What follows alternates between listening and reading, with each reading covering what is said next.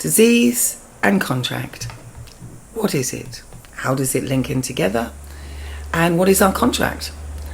From my belief system, from spirituality, from being with spirit in the book, it's about knowing your future. It's about writing down things that you want to experience, lessons that you want to learn. It's part of your contract.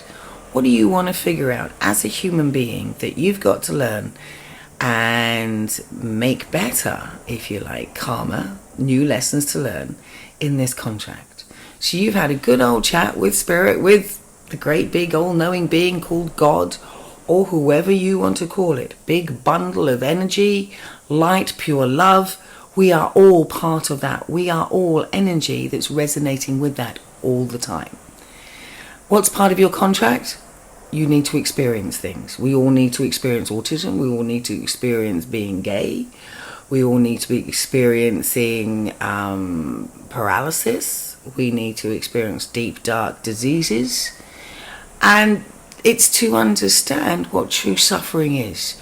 So when we come back in our next life, or if we resolve the suffering, are we a much better person for it? You notice it a lot with teenagers who have cancer, or kids who have cancer. They are a very, very old soul. And they understand that not only is their contract to understand what suffering is, but also to help their family around them to understand what suffering is as well. It's not a great lesson, but we still have to understand seeing a loved one suffer. And so we can understand that smorgasbord of feeling, that smorgasbord of emotion. And so when we go into the next life, we shouldn't have to understand it again or experience it again, because we already did in the life before. It's the same with poverty. We've all experienced poverty. We've all experienced the lush of life.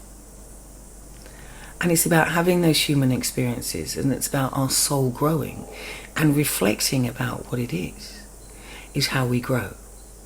So our diseases have been written into the contract. We have in some way asked for it. My father, he got cancer. It happens. The soul was tired. It had done its thing. He got bowel cancer, he got lung cancer, and he got liver cancer in the end. And he saw it as a journey. He saw it as he got bowel cancer because of the food that we eat that's toxifying our body. He got lung cancer because of the amount of toxins in our air. The diesel, the petrol, the octane, the pesticides, the herbicides, the flies, all of that. And he got liver cancer because he felt the water was also toxic. I don't know whether this is true, but that was his belief system. And so he had to understand the suffering in order for him to grow for his next life. What he did do was 12 of his friends, they all got together and they meditated on his lungs to get his lungs healthy. When they finished within that weekend of 24 hours of meditating to try and get rid of the lung cancer, all 12 of them, and my father, who was laid down in between them all, when they left, the lung cancer had gone, and the medical system couldn't figure out how that was. So his disease and his contract was also something to discover how great meditators can change things. The power of the mind, the power of vibration can change things. We all have to experience a disease of some kind. I had chronic psoriasis all over my body. I've had other childhood diseases. We need to understand suffering and pain so we can have sympathy with others. And so we've written these into our contract, and we need to experience them all. And so that's why we have many, many lives. That's why often we have carers who've been in that position in another life of being disabled or being inactive, that they can't move in their bed. Maybe they had Parkinson's, maybe they had dementia. And yet as carers, we then come back and care for those people because I believe vibrationally we have already been there in another life. Something to think about. So what I want you to do with this workbook, reflect on a disease or an illness that you had. Why did it turn up? Were you toxifying your body, or was it that your body needed a detox? Have a think about your disease. Why do you get migraines? What do you need to experience?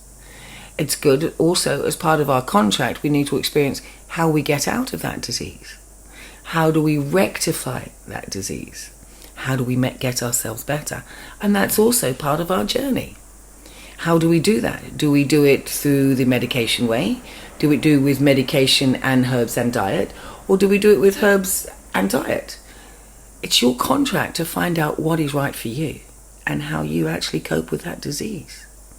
And how to dig deep and really reflect on what you stand for, what your values are. And the deeper you go, the more of beyond the veil you'll start picking up. It's about getting rid of the layers, the onion layers, to find out who you actually are deep down inside. And that's what the book does, Being with Spirit. It helps you find out who you truly are inside. So get your workbook out, have a reflect of a disease. And how did it make you feel? How did you get it out of your system? How did you deal with it? Or is it still coming back?